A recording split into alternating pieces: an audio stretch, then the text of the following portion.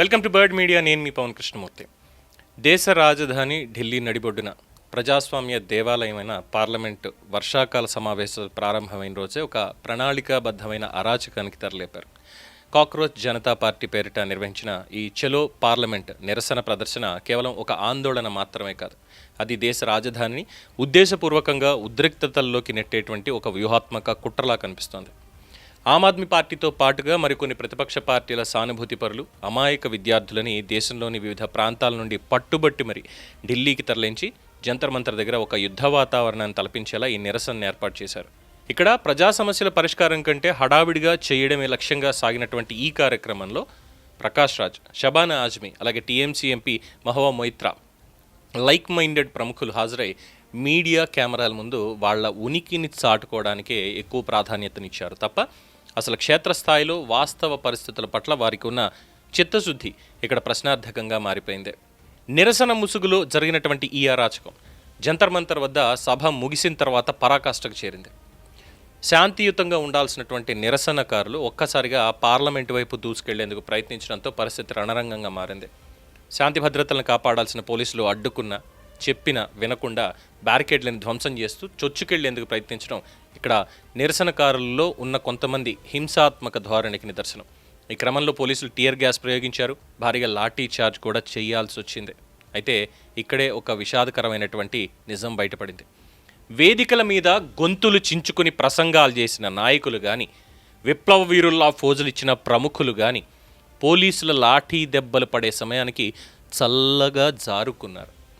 పోలీసులు దొరకకుండా సేఫ్ జోన్లోకి వెళ్ళిపోయినటువంటి ఈ ఏసీ గదుల నాయకుల స్వార్థం వల్ల క్షేత్రస్థాయిలో ఉన్న సామాన్య కార్యకర్తలు అలాగే విద్యార్థులు తీవ్రంగా గాయపడి రక్తం చిందించాల్సి వచ్చింది. ఈ కాక్రోచ్ ఉద్యమం వెనక ఉన్న అసలు ఉద్దేశం పరీక్షల లీకేజీలు లేదా విద్యార్థుల భవిష్యత్తుపై ఆందోళన కాదు. దీని వెనుక ప్రతిపక్ష పార్టీల వ్యూహాత్మక ప్రోద్బలం అనేది చాలా స్పష్టంగా కనిపిస్తోంది. ఇక్కడ సోనం వాంగ్చుక్ వంటి వారి ఆందోళనల్ని, విద్యార్థుల ఆవేదనని రాజకీయంగా వాడుకుని కేంద్రం మీద ఒత్తిడి పెంచాలి అనేది వీళ్ళ అసలు ప్లాన్. తమ నాయకత్వాన్ని నమ్మి రోడ్డు మీదకి వచ్చిన కార్యకర్తలని లాఠీ దెబ్బలకు వదిలేసి తమ దారి తాము చూసుకున్న ఈ నేతల వైఖరిని చూస్తుంటే ఇది కేవలం రాజకీయ మైలేజీ కోసం సామాన్యుల ప్రాణాలని పణంగా పెట్టే కుట్ర అని మాత్రమే అర్థమవుతోంది. ఈ మోసాన్ని గమనించిన నిరసనకారుల్లోనే ఇప్పుడు అంతర్గతంగా తీవ్ర అసంతృప్తి కూడా వ్యక్తమవుతోంది. కేవలం తమని పావులుగా వాడుకున్నారు అనే నిజం వాళ్ళకి బోధపడింది. ఇక్కడ చేయాల్సింది ఏంటి? వాళ్ళు మన పిల్లలే. నీట్ వల్ల, యూజీసీ వల్ల, ఇంకో దాని వల్ల ఇబ్బంది పడుతున్నారు. ఎన్టీఏ ఏదైతే ఉందో దానికి సంబంధించిన దాంట్లో అవకతవకలు ఉన్నాయి, లోపాలు ఉన్నాయి. కూర్చుని మాట్లాడండి. ఎవరన్నా వద్దన్నారా? వినమని చెప్పారా? లేదే. చర్చలకు ఆహ్వానించాలి కదా. ఎస్, మేము చర్చలకు సిద్ధమని వీళ్ళు ఏమైనా చెప్పారా? పోనీ లేదు. ఒక్కటే, ధర్మేంద్ర ప్రధాన్ రాజీనామా చేసేయాలి, అదొక్కటే పెట్టుకున్నారు. అరే, ఆయన ఒక సెంట్రల్ మినిస్టరు, నిజమే. ఆయన అండర్లోనే ఇవన్నీ కూడా నడుస్తాయి, నిజమే.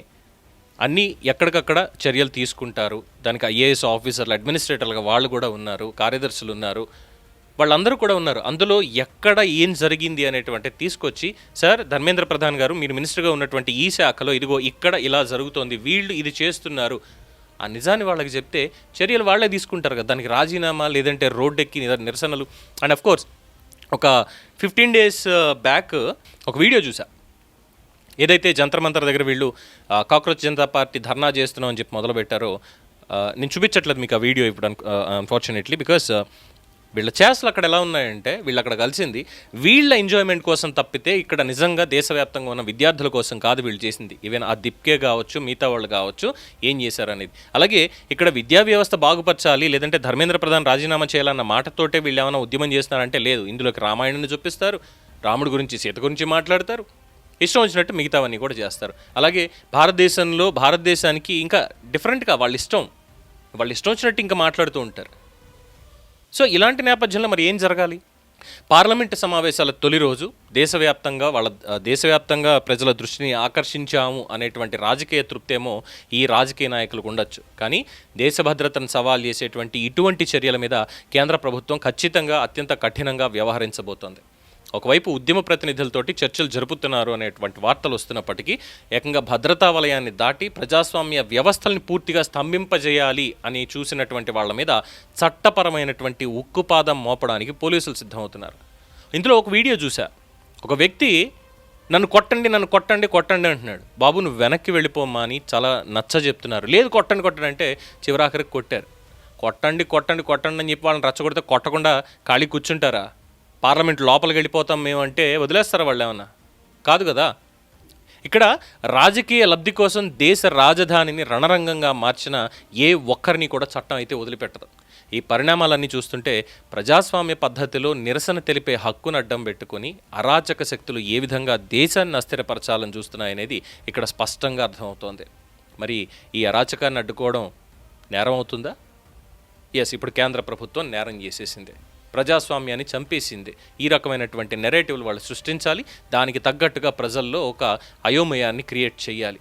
ఇదే ఈ సిజేపీ వెనకాల ఉన్నటువంటి అసలైనటువంటి మోటో తప్ప ఇంకొకటి కానే కాదు. ఇది చాలా స్పష్టం. ఇది ఒక హింసాత్మక ప్రవృత్తికి దారితీస్తోంది తప్ప ఒక సయోధ్యతోటి మాత్రం కానే కాదు. ఇక సోనం వాంగ్చుక్ కూడా లేఖ రాస్తాడు ఆయన. మరి అక్కడ ఏమేం జరిగాయో ఏంటో తెలియదు. ప్రతి ఒక్కళ్ళు కూడా వచ్చి చెప్తున్నారు, చైనాకి సపోర్ట్ చేస్తానంటున్నాడు. చైనా వాళ్ళు వస్తే మా లదాఖ్ వాళ్ళు ఎవరు కూడా ఇది చెయ్యం, మేము వాళ్ళని ఆపం అంటూ మాట్లాడతాడు.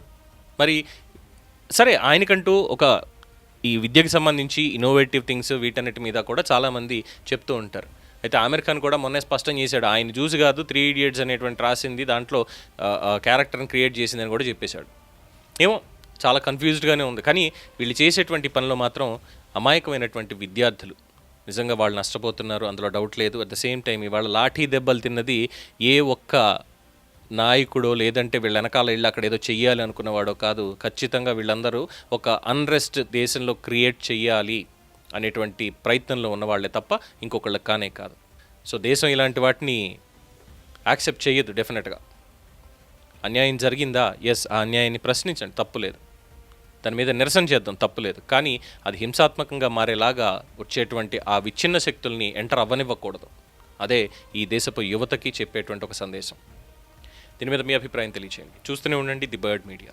ఈ వీడియో మీకు నచ్చినట్లయితే లైక్ చేయండి, షేర్ చేయండి, సబ్స్క్రైబ్ చేయండి. మరిన్ని అప్డేట్ల కోసం మా వాట్సాప్ ఛానల్ను ఫాలో చేయండి.